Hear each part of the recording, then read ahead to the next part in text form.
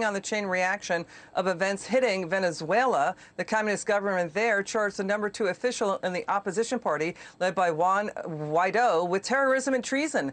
Let's bring in former Deputy National Security Advisor KT McFarland. KT, Freddy Guevara was arrested. He was seized from his car on his Caracas highway. He's thrown in prison for torture. He's being tortured, rather. This prison is known for torture. What do you say to this story? It's the same story, whether it's Cuba or it's Venezuela. Socialism doesn't work. Communism doesn't work. The only people supporting socialist communist dictatorships are in the United States Senate, the United States Congress, the Biden administration, and a couple of college campuses. I mean, this is the moment of truth. Do we believe in democracy or do we not believe in democracy? We have two movements in Venezuela, now in Cuba, and again in Venezuela, where the people have taken to the streets.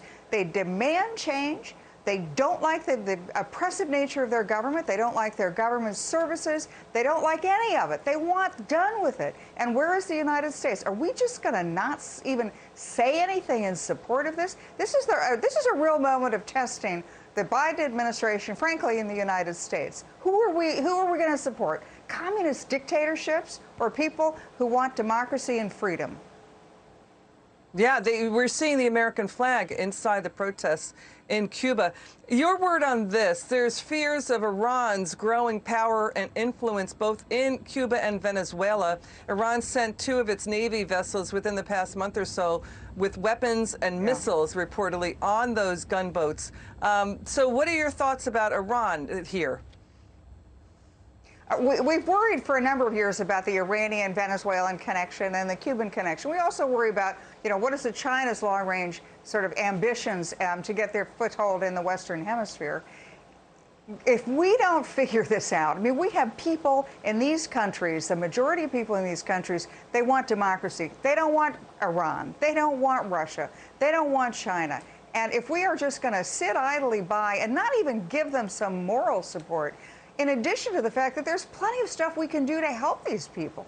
I mean, we can, for example, in Cuba, the dictatorship has shut down the internet 24 hours ago. We can help open that up. We can help pull down that firewall that they've created. Venezuela's doing the same thing. Iran is doing the same thing. Do what we're good at and let people communicate with each other, and then they have their own revolution. Yeah, Senator Marsha Blackburn was just talking about how Republicans in the Senate will be moving to help Cuba protesters to get on the internet and communicate with each other because there's a blackout there.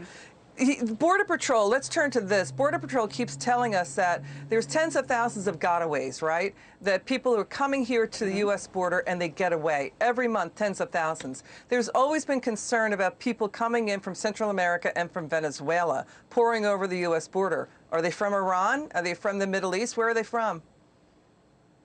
Well, in the Trump administration, we found that, in fact, some of those people were coming from Iran. They were going to Venezuela. They were then joining with other people that kind of slipstream in with the groups that were trying to be smuggling into the United States. And as you point out, once they're here, it's like a catch and release. They catch, they get released. Who knows what they're doing? And if you can smuggle people over that southern border, and you can smuggle fentanyl and drugs over that southern border, what else can you smuggle over that southern border? Terrorists? Can you smuggle in weapons? The people who are bringing, the human traffickers who are bringing, the coyotes who are bringing the illegal immigrants across that border, they don't have any morals. They'll just go to the highest bidder. And so we've always worried about that Iranian connection. And now I think that when that southern border is wide open and we have these these demonstrations that are being put down brutally in these countries, I think you got to assume that there is that connection. KT McFarland, great to have you on. Great to have your insights. Come back soon.